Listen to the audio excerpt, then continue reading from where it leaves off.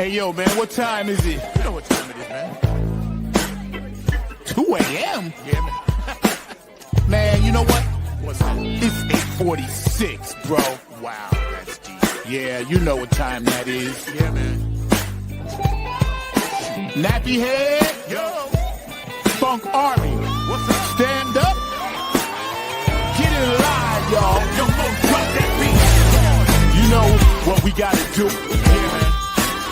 We bringing this funk just for you. Repeat after me. Say, you don't have to be the best, just gotta outlast the rest. You don't have to be the best, you don't, just gotta outlast the rest. You don't have to be the best, just gotta outlast the rest.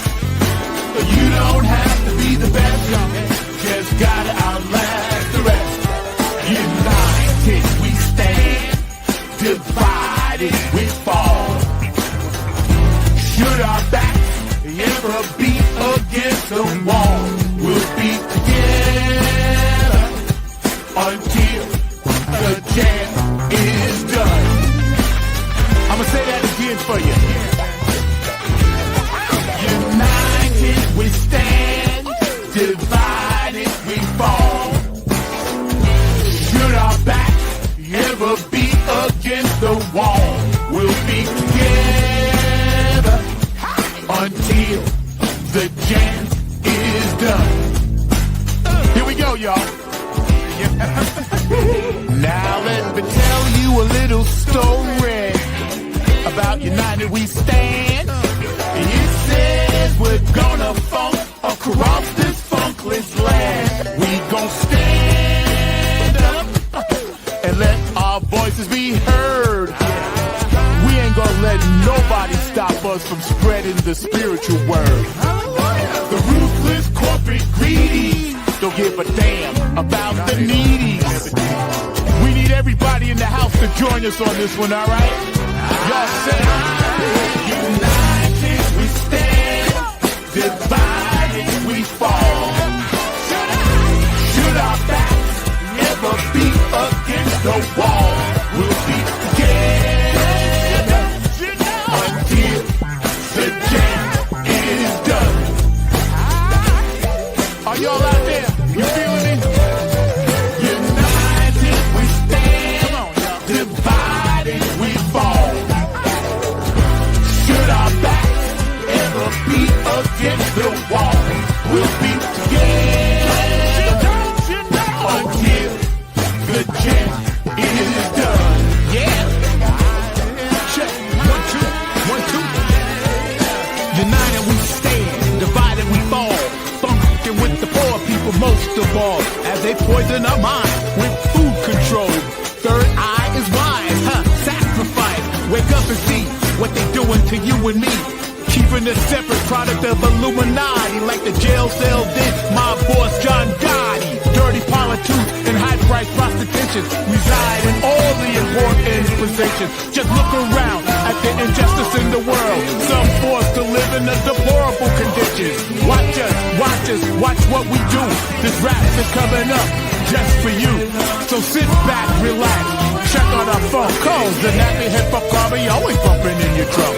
Twitter, tweet, TikTok. The ruthless corporate greedy don't give a damn about the needy.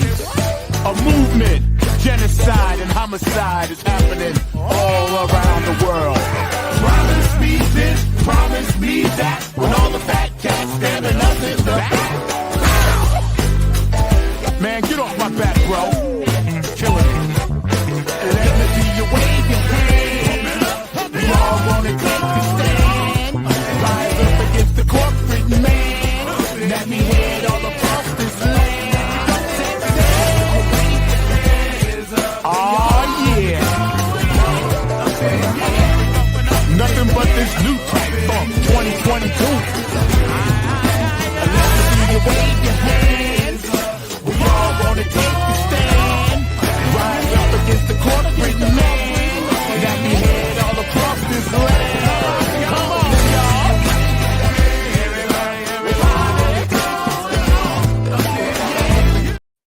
What up? What up? What up? Yes, yes, yes, yes. This is that was kind of like uh fortuitous 2 years ago when we kind of put that together. But you know, this particular month, and I have next to me one of the most beautiful people I know, Linda Scheider, and she's always on the show a lot, supporting, and shout out to Cindy K Lane out there. Love you. Thank you so much.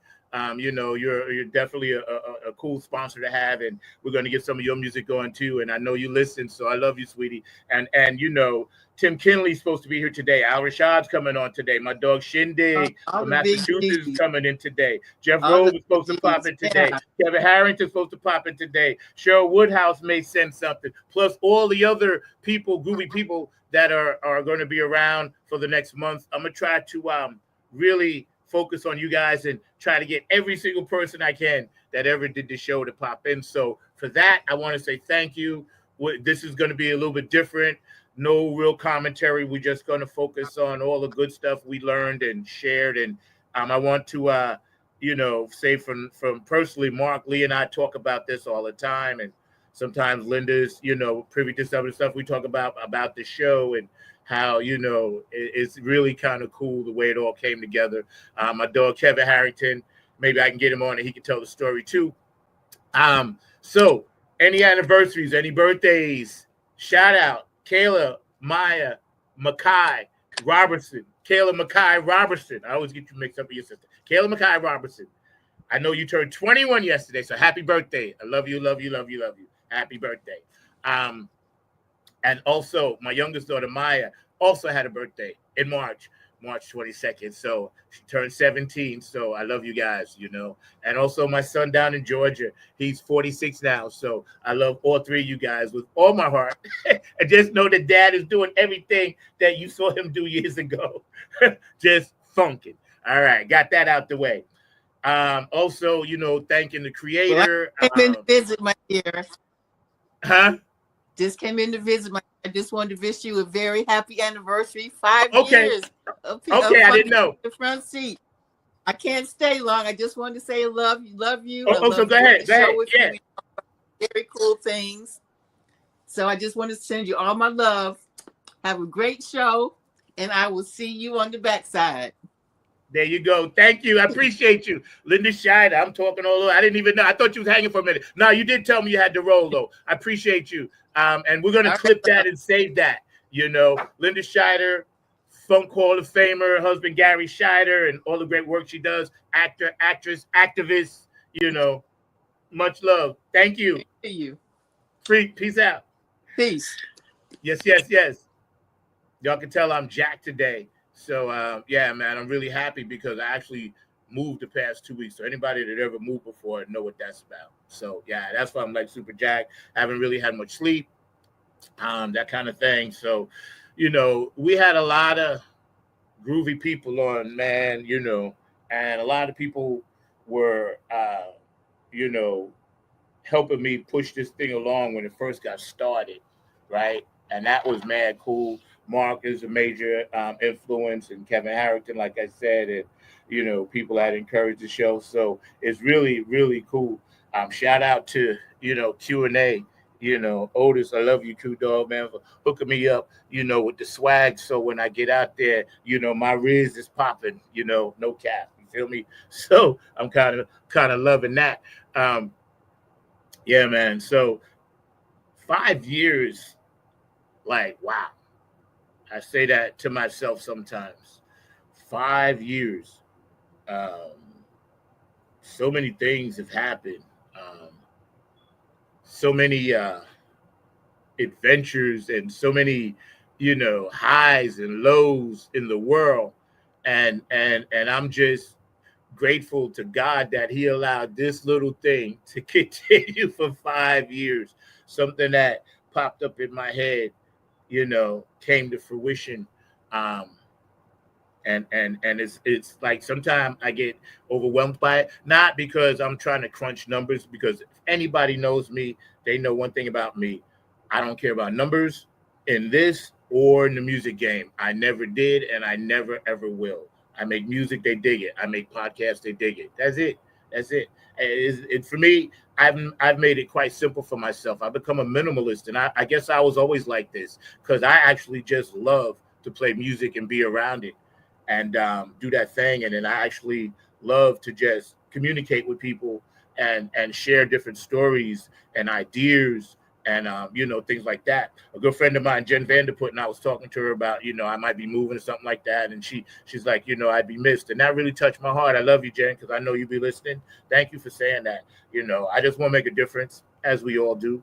We all want to matter in some way, shape, or form in someone's life.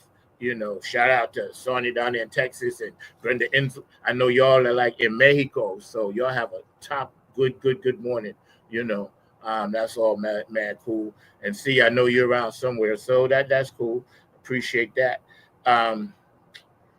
Yes, it's been really cool. And Alice here. Hold on, let me bring my dog on from Florida. He's just popping in. I know he's got a cigar. What up, bro? What's good with you? Huh? What up, How you man? doing? Good, man. Good. I'm doing good, man. Thanks for rocking, popping in and Absolutely. Some of your music we've shared on the show, and just tell me like your thoughts on this being our 5th year anniversary, bro. It's amazing, man. It's funny. I remember when you first started, and you're actually in the front seat of your car. So it's been right. Amazing. Right. The elevation. I forgot about that.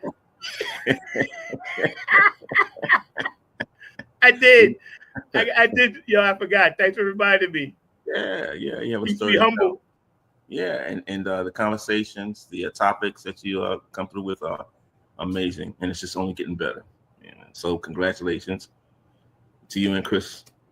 Yo, man, it's when COVID first hit, right, and we were all in that thing, that craziness, right? Mm-hmm.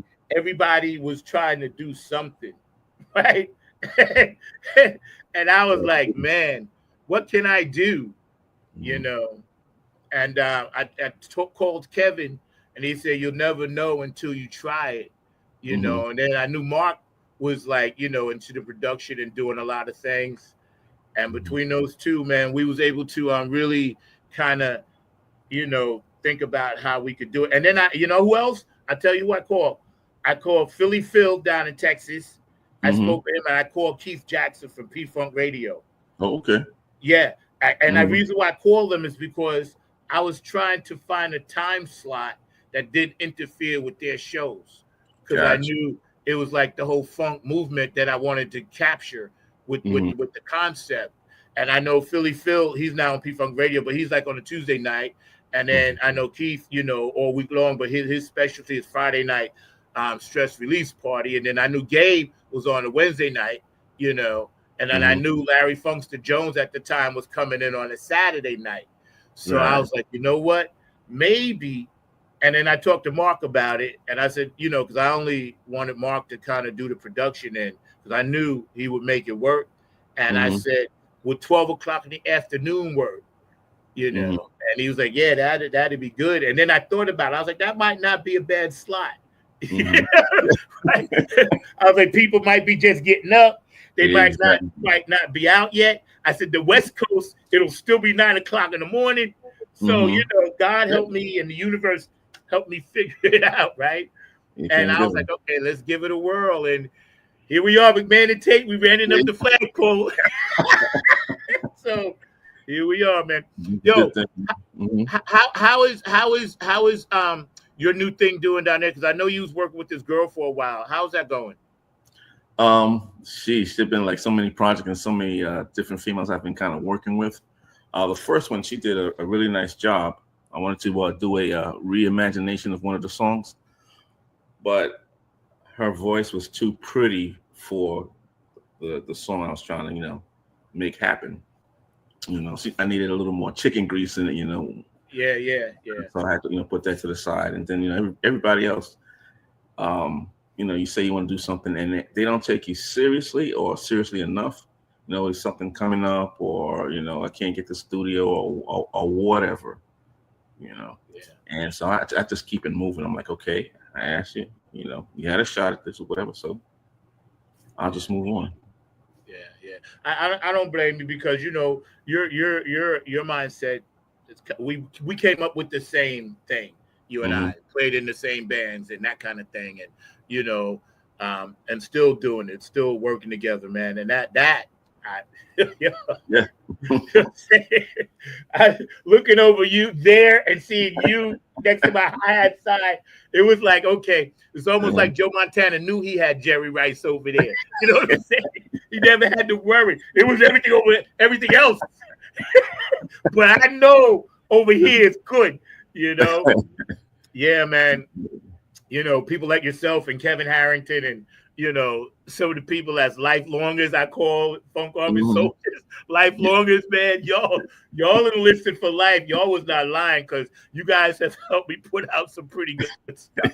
So I Hey, gotta say thank you. I'm just appreciative that you add me to the project and let me just play on it. Oh, you So kidding me, that's bro? an honor. That's an honor, bro. Yo, tell it's a blessing, bro. Because all I got to do is just stay out of the way. Sit on the sidelines with the thing and just pretend I'm coaching. I ain't got to do nothing. Throw the ball out there and y'all be on it. So that's one of the ways I think God has blessed me, you know, over the years, to keep family able to work with family, you know, and it's working out pretty good, man. It's working out pretty good. That's good. You know what I laugh about, man? Remember we'd be in Just Garage practicing, right? And I'm playing, and you're like, "Hey, you're playing too much." Leave some of the notes for the next song. Right. Save a couple. Save a couple. Score too many runs in the first inning. Open too much shit, troop. You'll be tired in an hour. You're like, what else can I do on this? Yo, I tell you, my mentor, Howard Beeman, right? Mm-hmm. In my basement, we used to practice, and we was learning standing on the verge of getting it on. Like, you know, and this dude stopped me like 6 times in a row. That's not it, right? And then we tried again. That's not it, right? He just like, no, stop. Too much hi-hat. Not enough foot. Not enough foot and hi-hat. More foot and less hi-hat. You know, he grilled me. So that's where I got it from. It's not my fault, bro. I got grilled by some of the best in the business back then. Bobby Threadgill, he played in the marching band, and he was the drummer. That's why I always told you I spent the sticks for him, right? And he was like, he said, nah, man. He said, he taught me, rest his soul. He taught me one of the most valuable things I could have ever learned, how to learn a song. Right. He taught me how to learn. He said, you're listening to everything. He said, that'll come. He said, first get your part, then go back and then put your parts with the bass player. And then think about it in terms of, okay, now you guys are the foundation for the guitar and the keys. And then that's the orchestra that everybody sings to.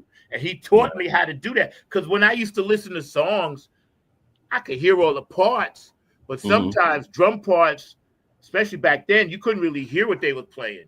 You know, because of the recordings. You had to really, and a lot of times, yeah, I could be faking it. But when I got with the cats, they was like, nah, man, you I don't know what you playing, but that ain't it. I can't tell you how many times I heard that. That ain't it. You know, believe me, I've been humble. And because of that, I just wanted to share that, because when you and Burn was coming up, I was like, these are some nasty young cats. I was like, where did Jeff get these cats from, man? You know what I'm saying? I said, these boys are into the jazz, Marcus Miller, and this and that. I said, yo, they can fly, you know? So I appreciate it, man. And to this day, man, I still remember you said less is more. Yeah, I can't tell you how much fun those days were. Oh, wow. You know? It was a lot of fun, man. A lot of fun. I told the story. You can elaborate. The time we went to Reverend Ike's church and rose up on the stage. Remember that? We went through the basement. The stage was in the basement. I don't remember that one. It might have been Alan Griffin with you at the time. No. You was was me? there. Okay. You was there because Bernie was there. It was the new Okay, 1-to-1, and Gail and everybody was there. Gotcha. Yeah. I gotta think you was there. I don't think Griff, because this is when I was married to Diane. Mm-hmm. Remember? Yeah, I remember that, but Yeah. So if you remember that, you was there on that gig because Alan Griffin had left and I think went to down south to college or something. Okay. Yeah, y'all was there, man.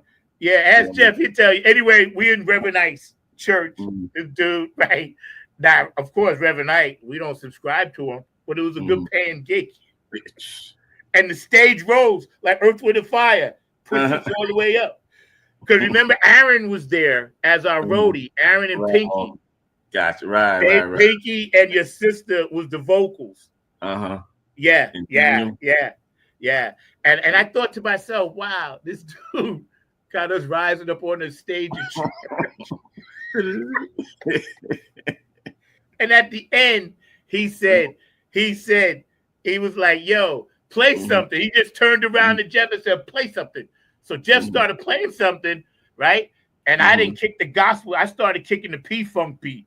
Like, make my fucking P. And Reverend I said, see, yeah, you can funk. And he was like going around talking about the money and everything. That's one of the fondest memories I have, bro. Because I thought to myself, oh, so this is all a big act too. It's all right.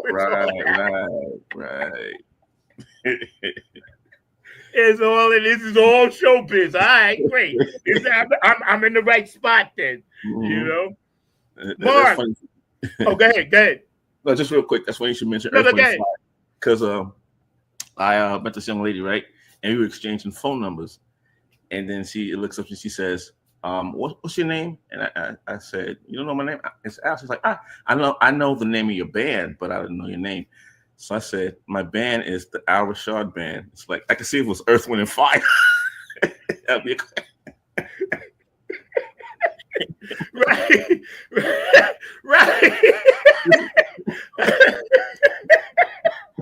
That's hilarious. Yeah. That is funny. Your name is in the band. Right. Stop lying. People, you know what though? I'm telling you, I've met so many groovy people, you know, and those are the people that I gravitate to. But I've also met some people that just don't have a clue, man. And I just pray for them, you know, because people ask, like, it's hard to ask a veteran questions about something that came out in 1990 or 2000. Because I can't relate to it. And I instantly am going to tell them, no, the Chili Peppers got that from Stevie Wonder, Higher Ground. That's his song. Airplane. Right. That's his song. So let's hold up on that. You know, and I love it that I'm able to just give them that key to the next door.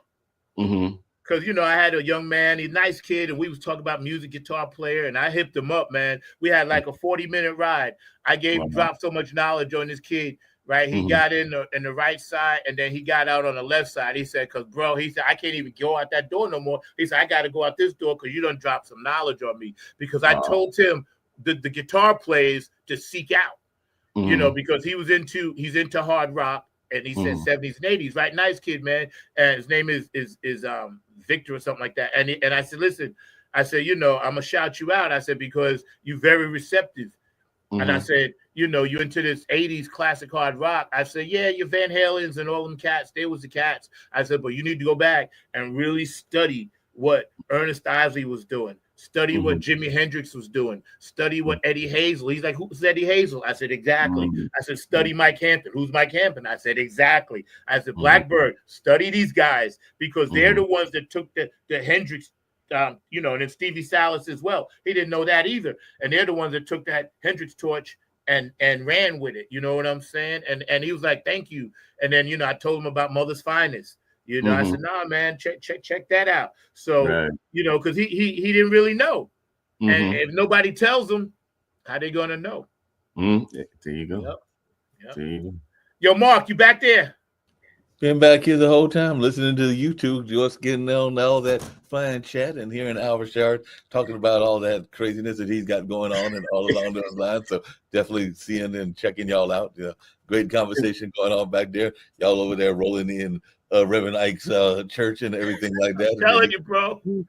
True story. And then he's over there got his name in his band, is his name, and the woman doesn't know what's going on there. So I'm going like, wait a minute. Yes, I never can figure that out when you got the name in the Right. band going like, what's the name of the band? Who are you? It's like, Who are you? my name's in the band. Do that, man. Yo, so I know I've been watching a lot more of your clips, and some of the things that you've been doing, and are you and John? Because I know you working with me. Just so y'all know, he's coming up. Virginia, so y'all be ready for that. And he's on the new stuff coming out, which is like light and fire. I might as well set the world on fire now because that's what it's gonna be about. I'm not bragging. I'm just saying. So, but see, they don't know. But John, my nephew, how's he doing, man? Because I see him doing like just bing bang, bing bang, bang, all over the spot, man. Yeah, he's doing really well. He's with the that K-pop band out of Korea, obviously. Yeah. And they had a 1.5-year tour. So I haven't seen him. He's been out of the country. He's been in he just left South America, Brazil, and all of that stuff. And then they're in Japan for another couple of weeks. And then they start the American leg of the tour. So yeah, man. So if they come through, tell them to let me know because Uncle Zach gotta be backstage watching my nephew do his thing. Yeah, absolutely. Yeah, it's huge. I mean, those I didn't realize how big those Korean bands are, man. They're only doing only doing stadiums. Oh yeah, that that's the new. I don't want to say, but remember when like the Chili Peppers and all those type of bands were coming out with that new sound. They thought was new with that, right? These K-pop bands, man, that music is captured a whole generation, that we can never even think about because it's you don't have to really think about it, and it's fun, it's wholesome, kind of like it gives people, it makes kids feel good. Because I study all different stuff. I watch everything extensively. I don't talk about it, but I watch because I want to see, hey, how is this happening? Is this a phenomenon? A one-off? You know what I'm saying? So I'm happy, man. I'm so happy because kids need that. Remember how we used to go to the Budweiser Fest and all of that? That's what I was trying to say. That's what that is. Yeah. Exactly what that is. And I'm happy, man. I'm good for them. Like you said, the kids are really enjoying it and everything along those lines. I know that even when I'm, and that's one of my other jobs when I'm grading the test papers and all along those lines, that is a form of music that the kids are really into because they'll tell you about BTS and they'll tell you about some of the other K-pop groups that are out there. So it is definitely something that our young kids like my nephew's age and even younger than that are totally into. So it is definitely gone out there and become a very much popular style and everything like that. So it'll be interesting to see how it plays out, but it is definitely something that is getting the attention of our young ears. Yeah, it's funny. They are machines, like their rehearsals are like 10 and 13 hours and everything is, to the T. They rehearse and I'm like, it's crazy. He's like, it's a job. Yeah, yeah. And see, it's the business side of that is that it is a job, and that's the mentality I be trying to get people into. It doesn't matter where you are at your career, but you have to take it seriously to get the best out of it. Exactly. And it's funny, people. I say mailing it in. I'm sure you got your own term down there. Same thing. People have been mailing it in for 30 years. Same. Mailing it in. That's why I don't roll with that. People get upset with me, but I don't care because I get where like when I was hanging out with the P-Funk, right, and they were upstate, up in the hangar, and Sheila and Mike Hampton, all them, and George said it was cool, man. Them Mhm. cats was rehearsing at 10 o'clock in the morning Yeah. to like Yeah. 4 in the afternoon, It's a job. 10 to 4, whether they had a gig or not. Mm-hmm. You know, and I was, and it really, you know, made me appreciate how much time went into stuff that you want to be perfect. Mhm. But you know what the funny thing is? In talking to John, we're having a conversation. It's like, you know, we think, or most musicians think, that you practice till you get it right. It's to be flipped. You practice till you can't get it wrong. Oh, that makes sense. Muscle memory. That's right. Yep.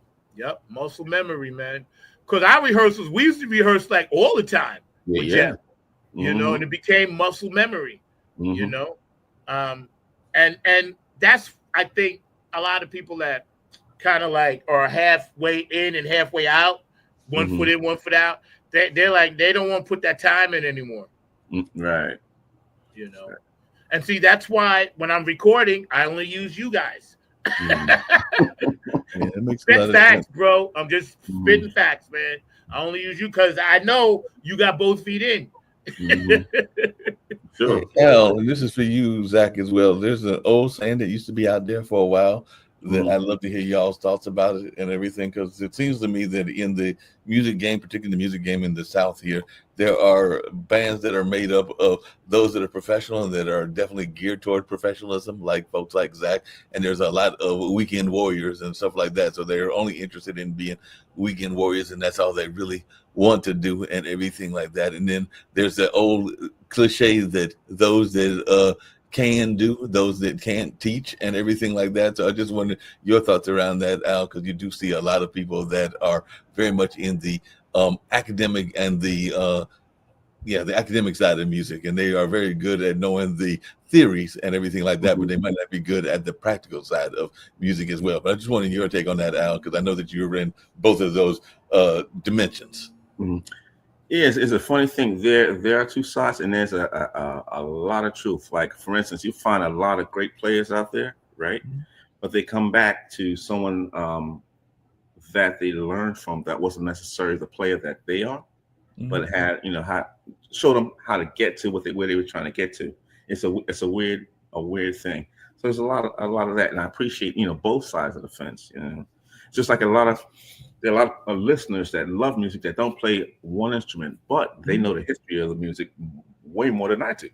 Right. You know, so it's the academic side versus the, you know, okay, I want to play something and be creative or whatever. So yeah, that makes a lot of sense. We had something like that here. There was a festival that talked about that academic side called Biscuit and Banjo, and it was talking about the folk side, because a lot of people don't realize how much the banjo and some of the instruments that are our instruments, meaning they came from Africa, influence a lot of quote unquote European music, whether it's classical or whether it's country or whether it's folk music and things like that. But they don't understand that history. So there was a lot of that history being taught at this particular festival that was this past weekend and everything right here in Durham and all along those lines. But I just wondering your take, Al, just on, because you're right, a lot of people even will take courses on music appreciation even when they're in college and everything like that. So as a professional musician, I was just wondering your thoughts about folks trying to get a better understanding of music appreciation. Was it an appreciation of funk or an appreciation of jazz? So what's your take on should more people do, should those kind of courses be more in the society is what I'm really asking. I'm sorry, could you repeat it one more time? So should we have more music education courses? Because I know even Zach used to be involved with that in a number of his businesses as well. Do you think that we're doing enough music appreciation just in terms of getting folks to understand the basics of music, even if they don't want to play? Yeah, I mean, there can always be more of it. Just take like the jazz idiom, right? Music or jazz theory, right? Yeah. I had this thing where you know, I'm playing and I'm doing an okay job or whatever, but I felt like I had an imposter syndrome, right? Because I didn't really know what I was doing, and I didn't know why it worked. You know, so you learn and sit down and say, okay, why does this work or whatever? And it's just a theory, you know. It's not fact. It's a theory, you know, which most of it works out, right? And then the other side of it, you try things or whatever. Say, hey, like when you're trying to learn a lick or trying to learn something, whatever, right? And you make a mistake, and you're like, wait a minute, that sounds cool. I'm going to keep that for me. You know, that type of thing, or whatever. But yeah, there can always be, you know, more appreciation, in any genre, you know, essentially. I mean, for the longest I would rag on like the rappers or whatever, but there's a method to their madness too. There's, you know, a lot goes into that, you know. So I started appreciating them more. Yep. Mark, we got a few shout outs. Okay. And that was a dope question. I just sent you something to download from Dr. Pamela Wilson, and George DeFunkovici's on. And thank you, George, because, you know, as the month goes by, I'm gonna make sure I get all you guys on, man. And, you know, and we're gonna just do it. George is actually responsible for some of this artwork back here, the flag on the funk, and, you know, I be rocking his stuff all the time, you know, and it's just funky, fresh, and fly. George DeFunkovici, this brother be on it and on it and on it, and he's continuing that legacy, and that's one of the beautiful things about that brother. Cindy, hi Cindy, how are you? Do people who play music and those who are musicians, passion and soul transcends theory. You know what? That's why we're gonna work together. Because you sent me those tracks, and I'm telling you, you know, God is opening up some doors for me, man. Believe me, you know, that woman and her crew over there, they got it. They know what's popping, you know, and I can't wait to get out to Seattle. Trust me, you know, we're working on that now. I want to leave that comment up a little bit longer, but yeah. So I think having all of these beautiful entities and spirits come to this platform, there's no better way I could spend a Saturday, you know, morning. You know, a couple of hours here, a couple of hours there, man. And I reminisce. So I'm going to take y'all back for a minute to one of our very first, to one of our very first, like, videos that we had in here, if I can find it, you know. And this is going to show, I guess, how long we actually been around. So y'all check some of these videos out. Hang tight. Anniversary month, Funk from the Front Seat, right here, 9 on the Grind TV. Mr. Rashad is here, and he's giving us that funky Florida funk. Wiggle worm here, baby. Yeah, and I'd just like to say congratulations to my man Zach. Yeah, Club Funketeer number 9, keeping that funk on the shine for his 2nd year anniversary of his show, Funk from the Front Seat. It don't get no better unless you jump in the back seat and then jump back in the front seat on the one. Yeah, keep that funk alive. Now that was 2 years ago, right? That was 2 years ago. And when Bootsy sent that, that's when I kind of knew. I was like, okay, they you know, when the someone from Mount Rushmore sees what you're doing down there, and then they also know that you into that funk thing as they are, and you continuing, and, you know, at that same time, you know, I was like a Club Funketeer ambassador, vice president, and I was like, you know, it's pretty. I don't want to say overwhelming, because I was grateful, but it was just pretty cool to know that people care enough about, you know, what I'm trying to give back, and then they're giving back in that way. And that's why, you know, for me, this has been like a huge blessing. It's like my church, if you will, you know, because as you all know, I've practiced Buddhism, but it's my church, if you will, man. And a lot of these people that you're going to hear are, you know, people that have supported me all throughout. And, you know, Cindy, you can send me a drop too. I appreciate that, because I know you're listening. Hey fam, what's goody good? What's really good? My name is Jeff Roberson from the gospel group called Jeff Roberson and New Life. And I'm coming to you from the town that we had to name it twice. It's so nice. New York. And I'm bringing you some news about my brother from another mother, Brother Zach, who's bringing you his hot new show called Funk from the Front Seat. Listen, he's bringing you funk from the vault, from the past, from the present, and into the future. He's got that music that makes the hair on the back of your neck rise up. He's bringing you funk all the way down to your toes. This is that funk that makes you really want to groove. Stay tuned. Don't touch that dial as he brings you funk from the front seat.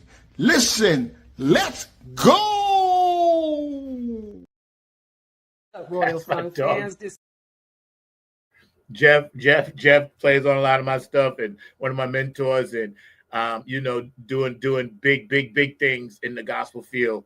Jeff Roberson, The New Life. Go to his site, go to his page, check it out.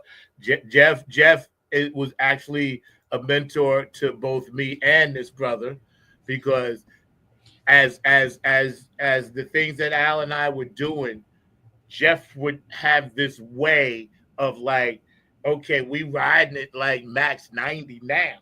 And yo,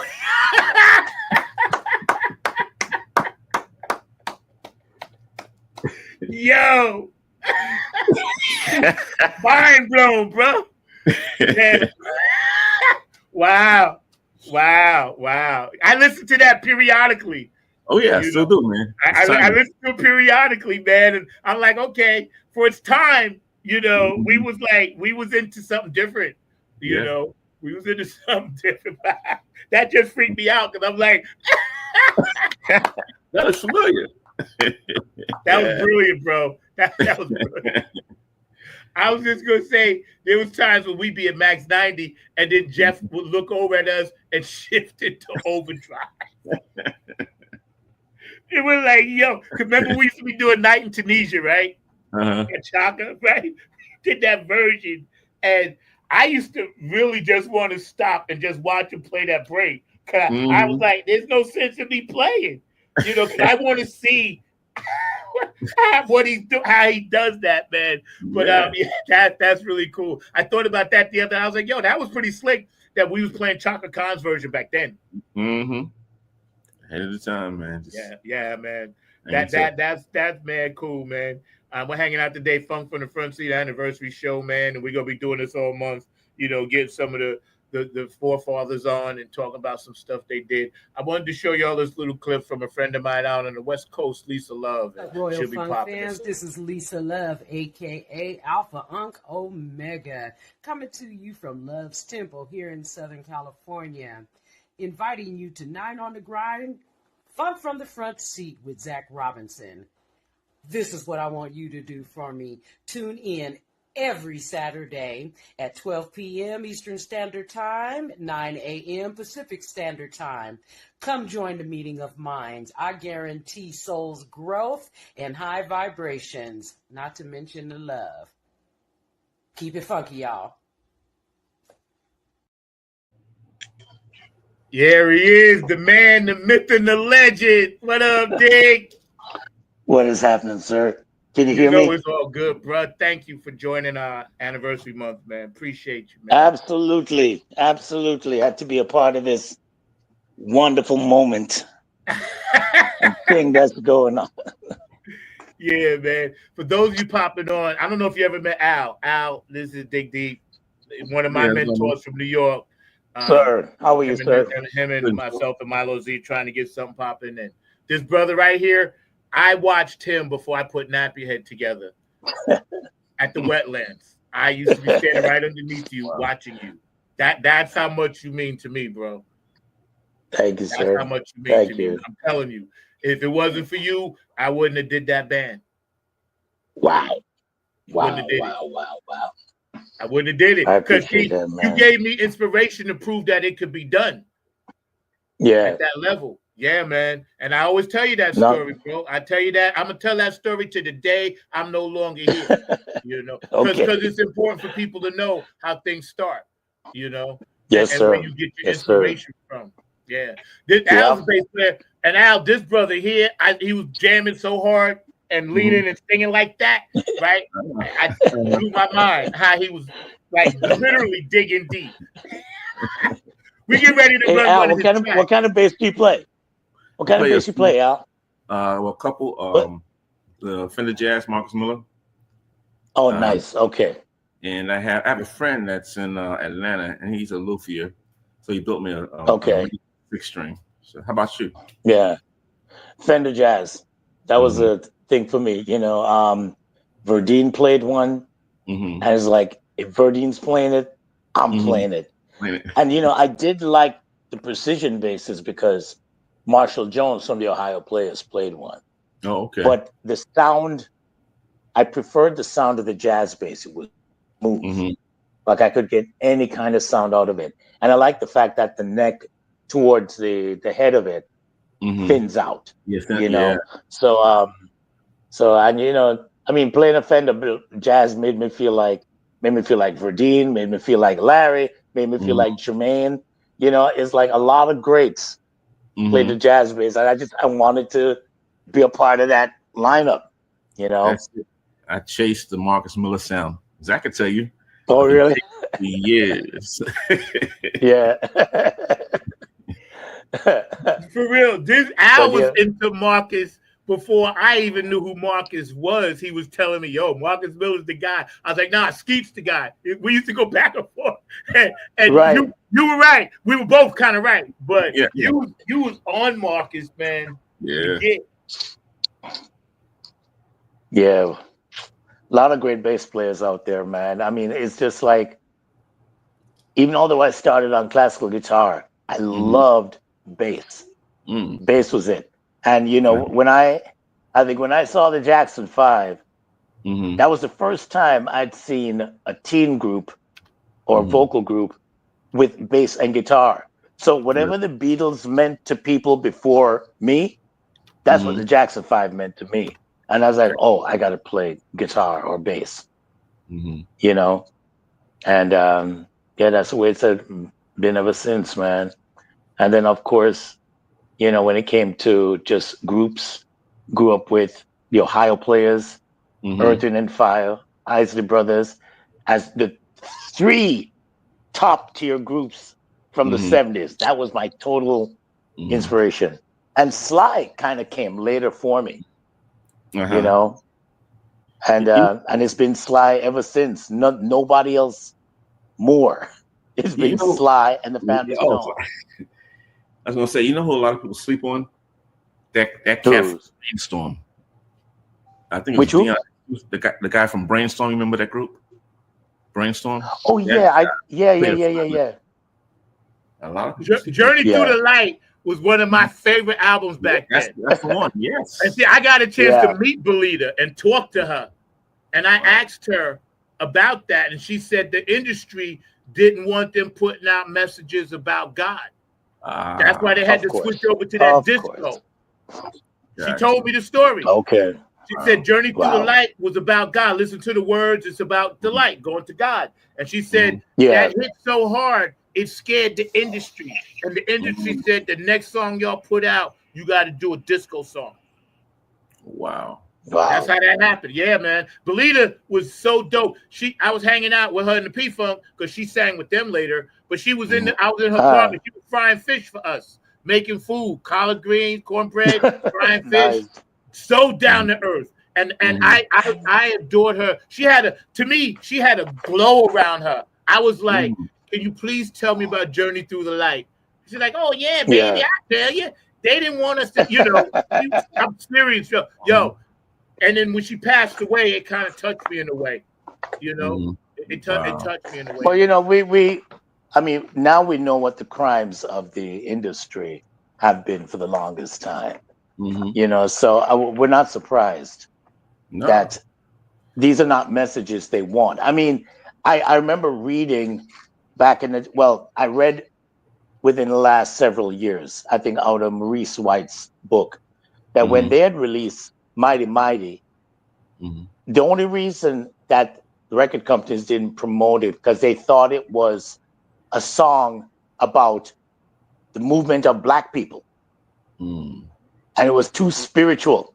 When actually the song was just about for anybody that we worship the sun, God, but they didn't want that up there. Or else maybe they could have had a top 10 hit earlier than Shining Star. But the industry, wasn't having it. And a lot of people don't realize that as great the music that Earth, Wind and Fire put out, they went through a lot of racism behind the scenes, man. Things that we didn't know. If we had known those stories that we know now when we were kids, I don't know, we probably would have thought twice about being musicians, because it's presented as something that is wonderful and attainable, but you got to work ass off, man. It's it can set you up for a lot of sadness you know. Yep. And You you know really what's just funny? have to depend on your love. Yes, sir. To piggyback on what y'all was talking about, right? It's like, and then I want to run some new music, man. Because Al, when you get a chance, go look up Dig Deep. But he sent me something new to run. But remember when the Doobie Brothers did that song, "Jesus Is Just All Right with Me"? Jesus Yes. is just Oh God, I haven't all heard right that in with decades. me. Jesus is just all right with me. It was a B B B C D E F side, and the only way I knew about that song is when I listened to the album. Yeah, right? yeah. Because it was on the same album with Long Train Running, and that was the hit. And when we heard that song, because remember we did an interview in a radio station where Gail used to work, and she opened up with that song. See, I got memory like a steel ball. Okay. Bro. Remember Gail, your sister? And then we did the one-to-one interview. Yeah, yes, man. Yeah. I totally forgot about that. Yeah. Somehow I can't remember where I put my keys, but I can remember 70 years ago. And I can tell you the song, the time, who's in the interview. Go figure. It's too bad I can't make money off this memory. But yeah, man, it's funny. Now we can put out all the spiritual funk we want. Mm-hmm. They can't do nothing about it. Yo, wait. Tell us a little bit about this, Dig, this new one. Awesome. And also thank you for joining our anniversary, man. Appreciate you. Sure, man. Is this the one that I sent you? Awesome. Yes. Is that the track? It's really yes, just about, it's really just about free speech. Just being able to say what you want to say, think what you want to say, sing what you want to say, or sing what you want to sing. And, you know, it's repetitive and it's a groove. And I just want to keep something simple, you know, and it's actually setting up the new album that I'm trying to bring out hopefully in the next month or two. Yeah. Nice. And don't worry, I didn't forget about you and Milo and myself, you know, because I'm working on trying to shoot this video down here and get the funding for that, and then put this other track I got coming out. But then after that, I'll have time to dig in deep and with you and Milo, and then also work with Cindy too. Yeah. So y'all check this out, man. This is my dog, man. One of my mentors and one of my favorite people in life. I love this brother above and beyond the music, as well as the way I do Al Rashad. He's my family. So y'all.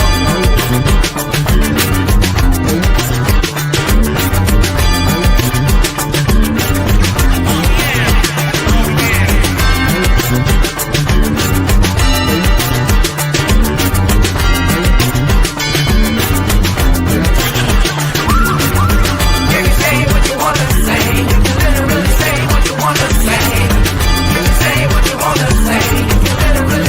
you wanna say. You can say anything that's so.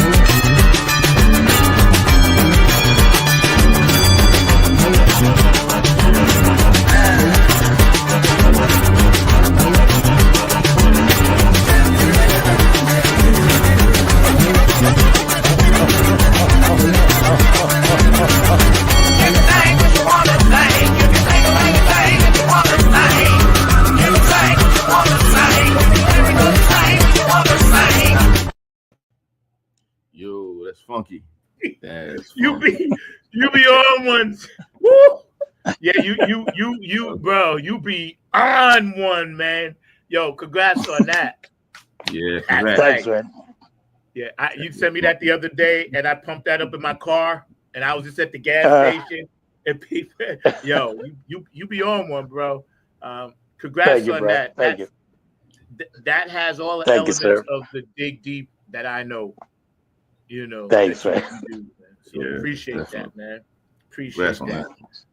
Yo, so here's what I wanted to ask you guys. You guys are both, you know, in the game and doing your thing out there. And George, I'm rocking your brim now. You know, I was trying to wait to halftime to get this rock, George the Funk Vinci collection, you know, and I was blessed to get this by Cindy K. Lane. So God is, you know, working some magic for me. Let me see what Mark. Oh, we got some comments. Okay. Yeah, here's a comment from George Shindig, you know, some of that like out the box funk. Oh, man. Out the box funk. You know, George, and George knows now because he's an artist and a musician himself. So he knows. Yeah, he's right where the mothership is, and he gonna be coming on next week, and we get him and Hector and the Oh, people nice. down there in Texas. Yeah, that's my Nice. dog down there. Yeah, man. That, you know, I was gonna ask you guys with us having the opportunity now to we lost Shindig. Okay, he'll be back. With us having the opportunity now to Al tell our story about 2025, you know, and how we're gonna write this chapter of the music game. I think we're all in a great position. I really do. I'm so optimistic about what we can do as artists. You know, how about you? Well, we definitely have a story to tell. You know? Yes. So you know how we always like have our little sidebars and just crack up about what's going on, you know, politically. Yeah. So it's weird because it's almost you have to wait it out, you know, type of thing or whatever. Because everybody's like, okay, what's going to happen next? What's going to happen next? You know, what's the next craziness? You know, that's going to happen or whatever. And you don't want to jump the gun, right? And tell your story through song or whatever. You could do that, you know, but you want to, you know, let it play out and then reflect on it. Yeah. Yeah. Shin, I was asking the question with us. I think I'm such a glass half full person right now because I think as artists, there is no better time for us to put pen to paper and get stuff out. Yeah. Or artwork or whatever, because it's wide open for us now. We have so much to talk about. Yeah. How do you feel about that? I think it's I think that's definitely so. I think a lot of us have been forced to be independent probably for the last 25 years. And I think I know for me, I felt like being independent was because I couldn't get a record deal or got tired of trying, but it's actually helped me to express myself in any which way I can, you know, and because record companies tend to, and especially with African-American artists, corral you. You can only do this, you can only do that. It happens in hip hop, it happens in R&B, in the business. With us, we are able to express whatever we want to say. And definitely today, there's material all around us. Yeah. We have everything to write about, and we have to write about things that matter. You know, we have to be part of a new movement, a new SNCC, a new kind of music civil rights movement. You know, we really have to write about things that matter. And the first thing that we have to do is that we have to say that within our culture, there are a lot of great things happening, but there's a lot of bad behavior, and we have to address those things because they're just there, you know. But to answer your question in a greater way is just the material is there, and we are very fortunate to be in that position to do so. Yeah. And whereas once upon a time we had to go to studios that cost $150 an hour, $200 an hour. You know, you have to record at midnight if you want a cheaper rate, and tapes were this large and all stuff. We have everything in front of us. All we need to do is apply ourselves and do it. Keep doing the music no matter what, no matter how bad you feel. Thank you. Do it. Be Prince. You know what I mean? Just get in there. Just do it. Put it out. Don't judge it. And get into it and step away from it. Move on to the next thing. And I would say to a lot of people who are independent artists, because it's not easy doing your own material. Don't judge it. Do it like you run for office. You get the votes, you do the work, and then you put it out there and you let the people vote. Yeah. Give the music as soon as you can to the people and move on to the next thing, because you never know when the next thing will be the thing. So just keep doing it. No matter how badly you feel, put that music out. You know, you said that so eloquently and touched on a lot of things that, you know, the three of us as like-minded beings and spirits are constantly thinking about.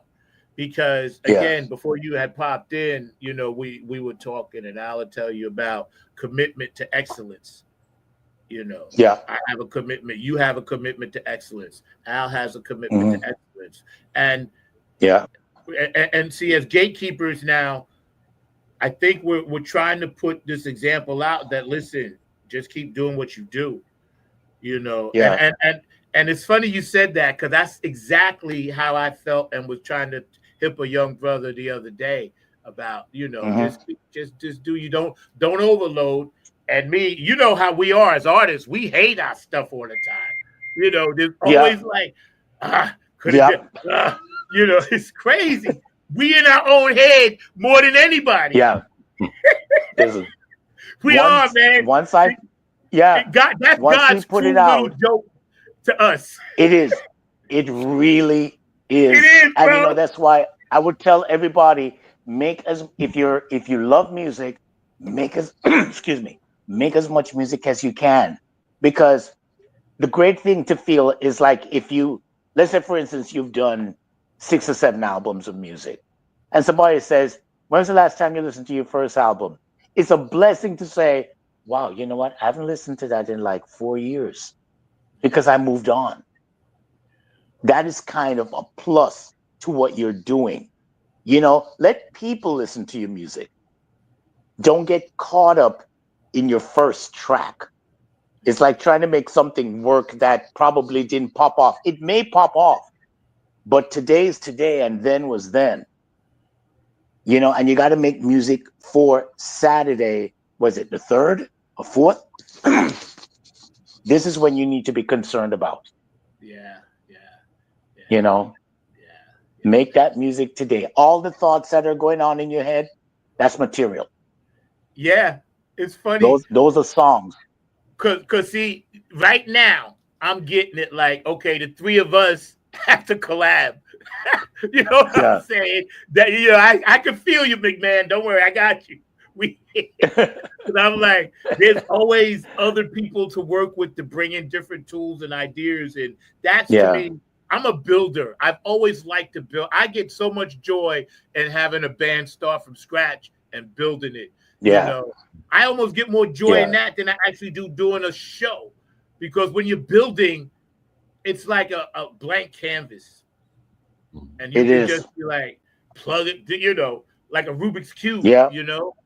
And that's why, like, you guys are important to me. You know, that's one of the reasons why I do this show. I wanted to introduce new music as well as topics and conversation. And, you know.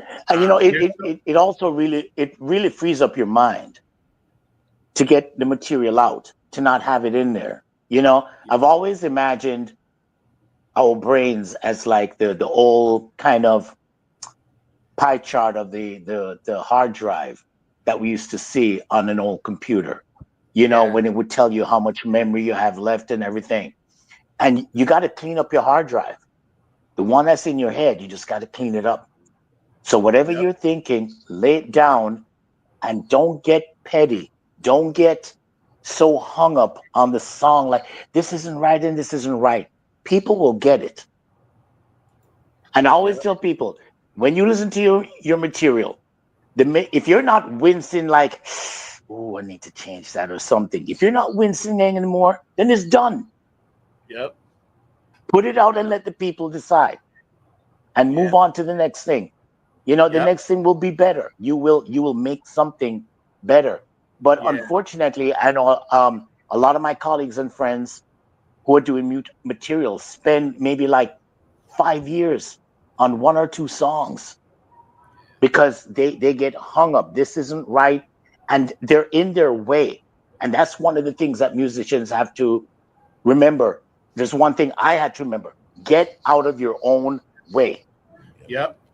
That's why this comment that Cindy made earlier, I wanted to read. There's a big difference between people who play music and those who are musicians. Passion and soul transcends theory. And that is perfectly said. I'm going to keep that, lock that in. That's perfectly said, Cindy. Thank you for that. Because again, sir, how you doing?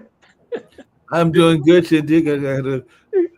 But I know Zach was finishing, but I do have a quick question for you, but I'm not trying to interrupt Zach on his show. No, I'm sorry. I just wanted to say hello before. No, I appreciate it. Chindig, one of the things that you said earlier, and I'd love to hear your thoughts about it, because there seems to be a movement afoot and everything along those lines in terms of folks that are concerned about a lot of things going on in society. And we know historically that music has played a role in that, whether it was Woodstock or whether it was Wattstock or a number of other things. So I was just wondering, what role do you see music playing in the resistance movement? Because I think there is a resistance movement that is starting to develop in the United States and around the world. What role do you see music and entertainment playing in that resistance movement? It's definitely happening. Let me think for a second. It definitely is playing a role.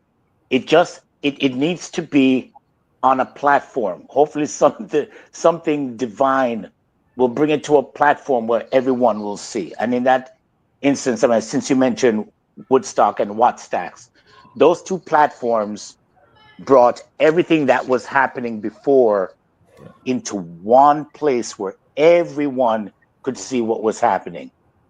And that hasn't happened yet, but I feel like it's coming. When it comes, I hope to be a part of it.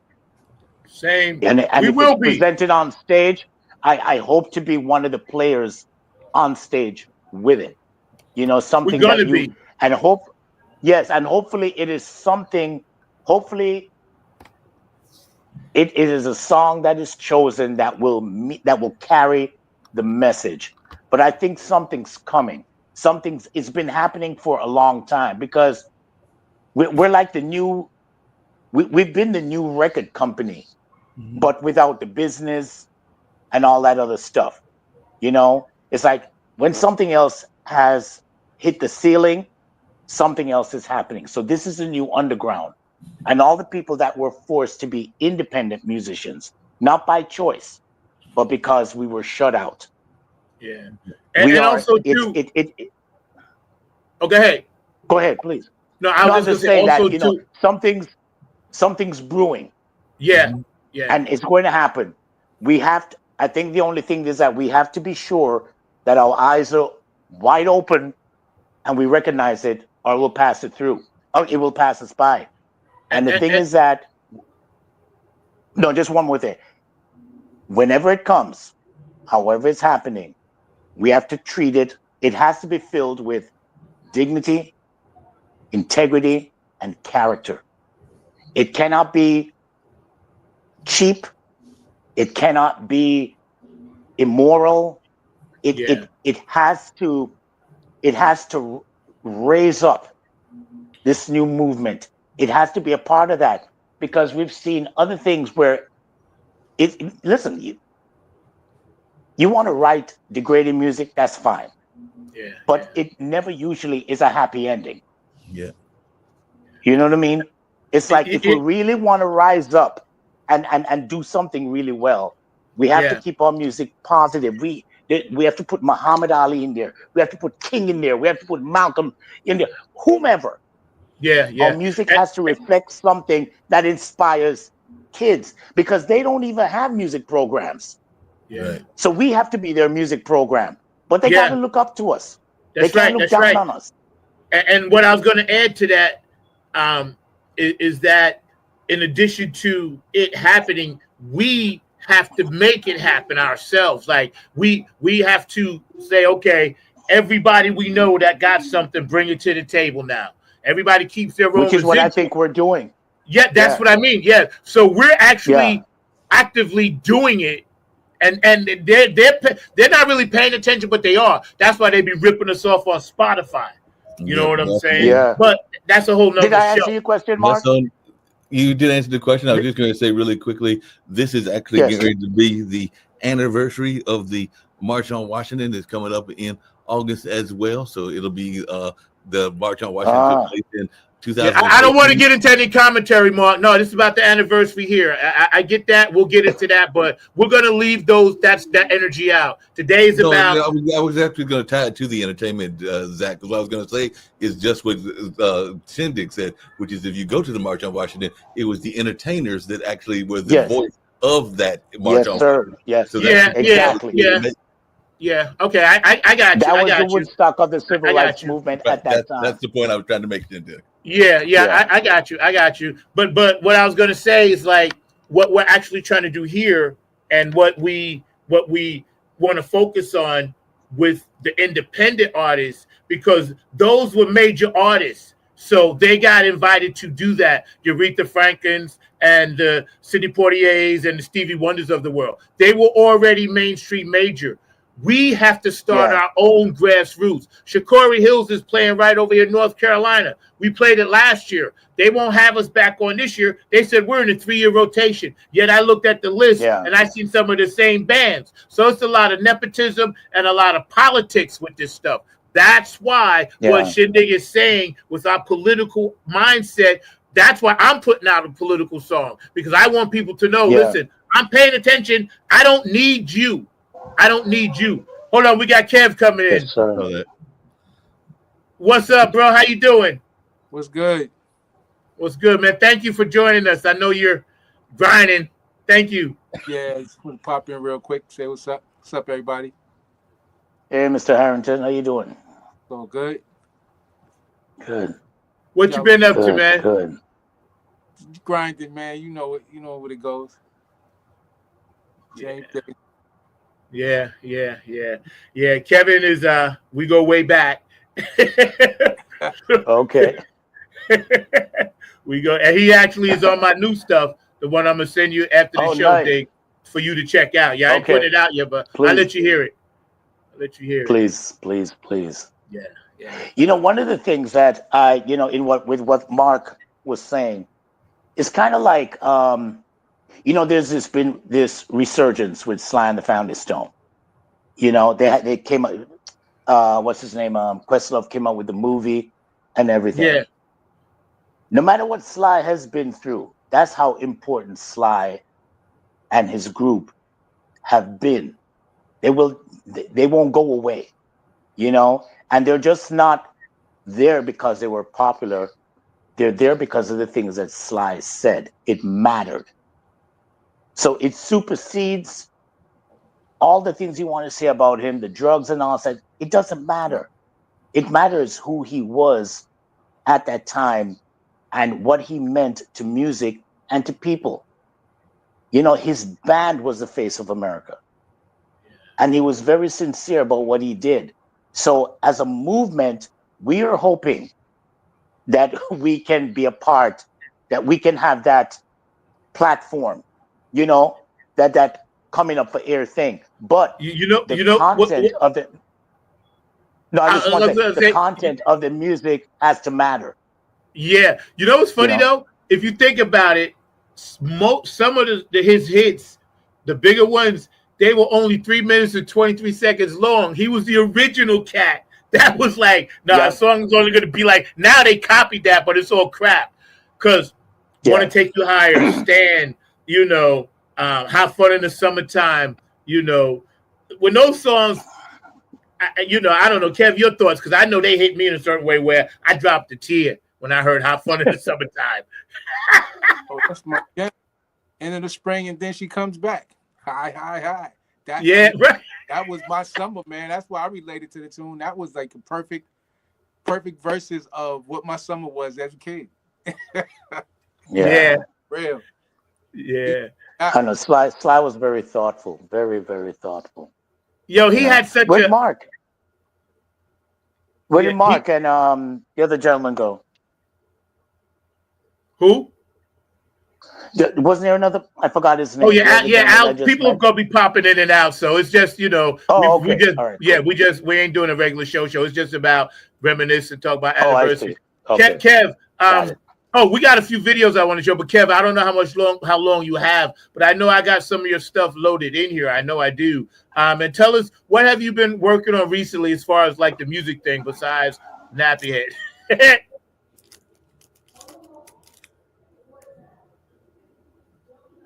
You're muted. Unmute.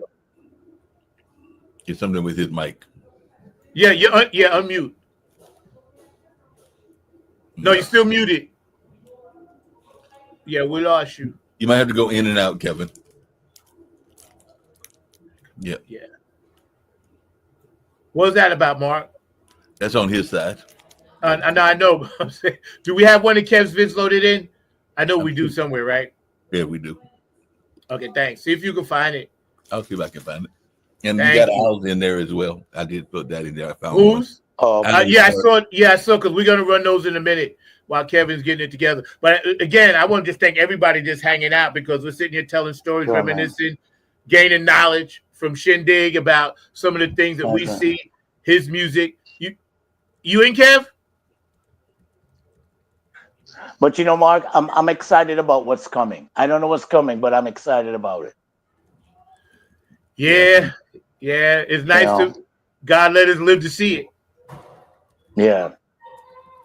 Yeah, I think it's going to be very exciting to watch what comes down the pike.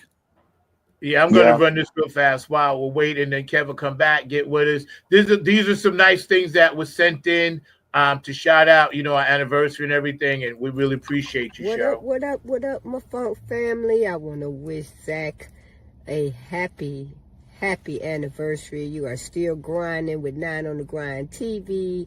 You got Mark in the back running the audio, video. I appreciate you guys. I want to make sure I wish you every happy anniversary every year. Cheryl from the Global Dance Ambassador with the funk, wishing you nothing but the funk. Happy anniversary, my friend. Kev, you back with us? Can you hear me? Yeah. Okay. What was I saying? I forgot. I asked Kevin something that was really cool too. What did I ask you? Like, remember we were talking about Sly. Oh yeah.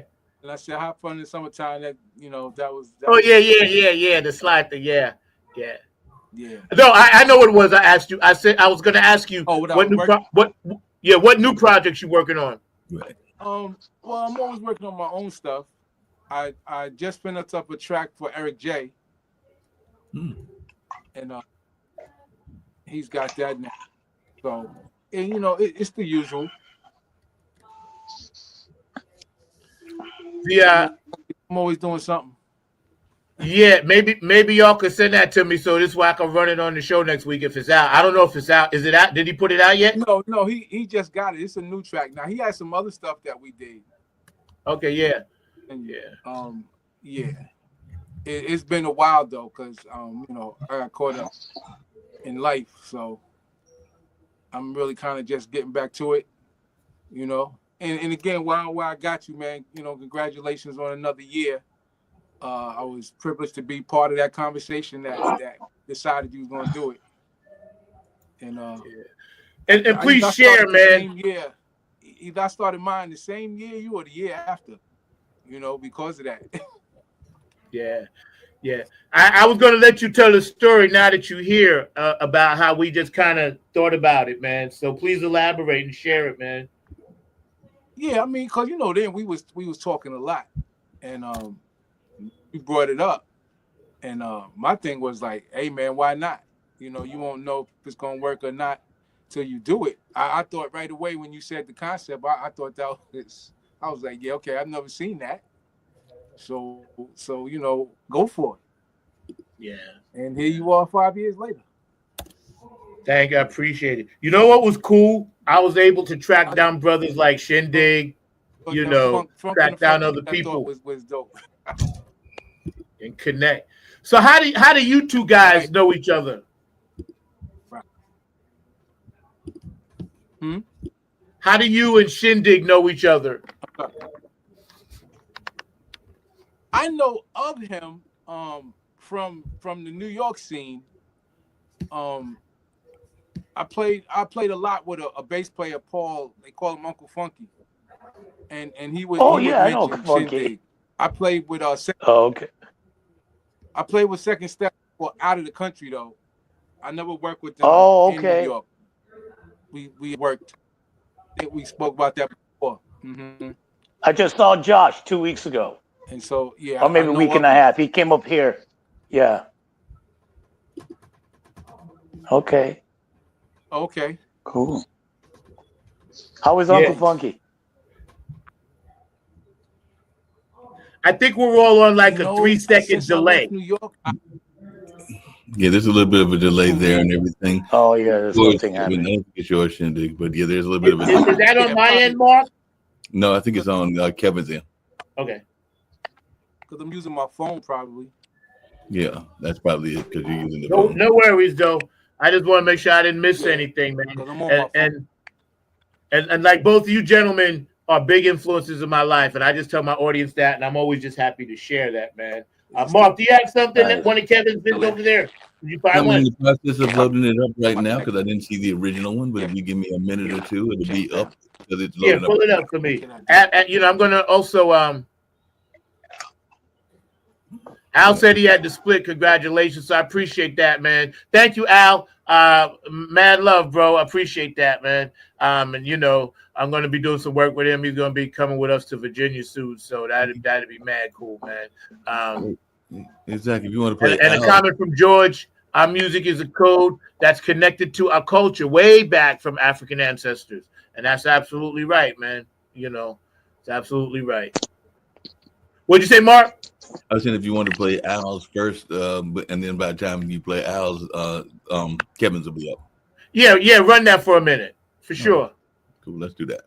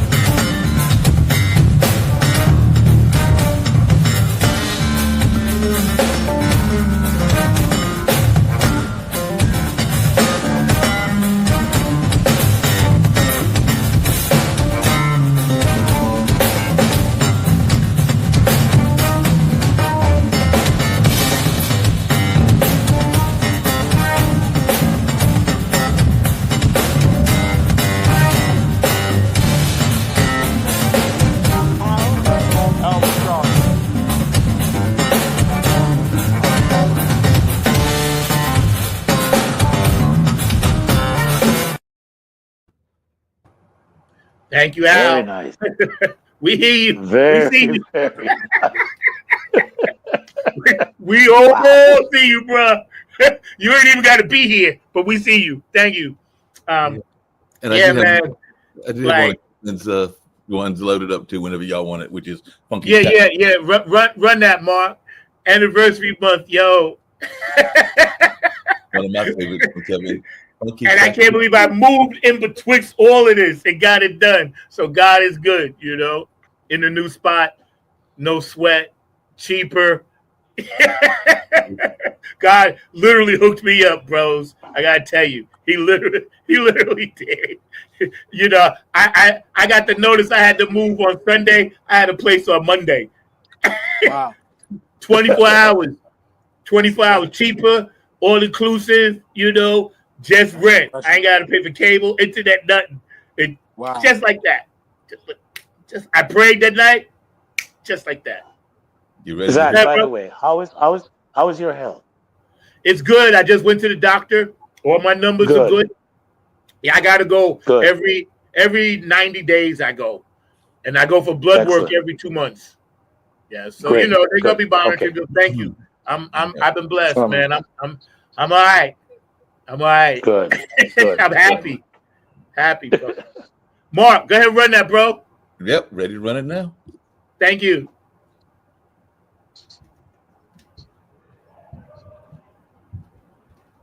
Where's the volume? There's the volume on that. This did not come down right. Let's see what happened on that. Because the last one. Where's the didn't happen. volume? Yeah, let's gotta figure out what has the volume didn't come. So let's try it again. All right, make that right. You teetering on breakfast before. Yeah, make it right. Keep going. No, you teetering, bro. You teetering. I had you locked in earlier, so you teetering. Keep talking. Well, I figure out what's going on over here. So we were talking earlier, Kev, about the politics of the festivals and things like that, and I also mentioned earlier that some of the artists like Macy and all these guys, a lot of them just stay overseas. Man, what's your thoughts on that? Yeah, that sounds about right. It's the appreciation of the music overseas, and you know it's been like that for the longest though. I mean, especially in the jazz realm, like bebop. You know, that's what those cats did most of their work at. Was over there. I remember B.B. King saying, you know, most of his audience didn't look like us. Yep. He said, Yeah. you know, and that was a shame. And Yeah. so, I mean, you know, over there they appreciate the music to this day. So I understand. Like even, I would say even with hip hop artists that we consider like the old school, the kids call old school, and they think they're not doing nothing, they all working in Europe. When I used to be on the road, I was seeing, you know, posters and commercials. I was like, oh, okay, this what they doing. They doing they think because those people respect the music. It doesn't matter when they made it. If it was good then, it's good now. It's very true. So yeah, that makes sense. Yeah, that's true. That's true. That's why, you know, before you popped in, you know, we were talking. Mark asked a great question that Shindig answered about unity and coming together and making this new like Woodstock momentum platform kind of thing that we all rushing through and making this new music. So the track that you and I worked on that you know partially produced for me it's got all those elements, and I can't wait for that to, you know, be added to the canvas, man. It's a blessing to have worked with stuff, you know.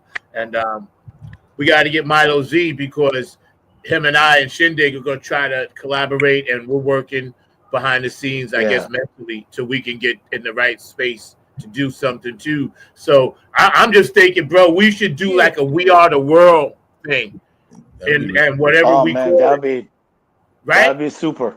Right? Yep. Like everybody just bring a track to this like place or whatever, however, CD, album, whatever, video, whatever, you know.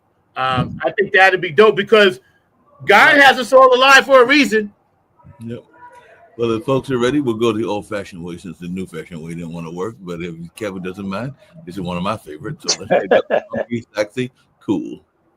I know you're gonna dig this.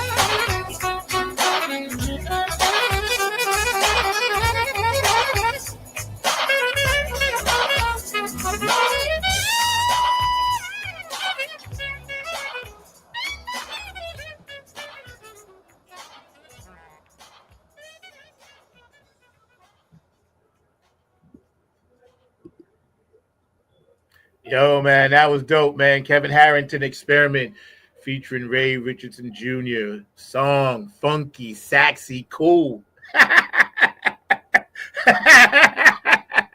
That was dope, man. Thank you for. Oh, let me get. We gotta unmute you. Hold on. I didn't want you on mute.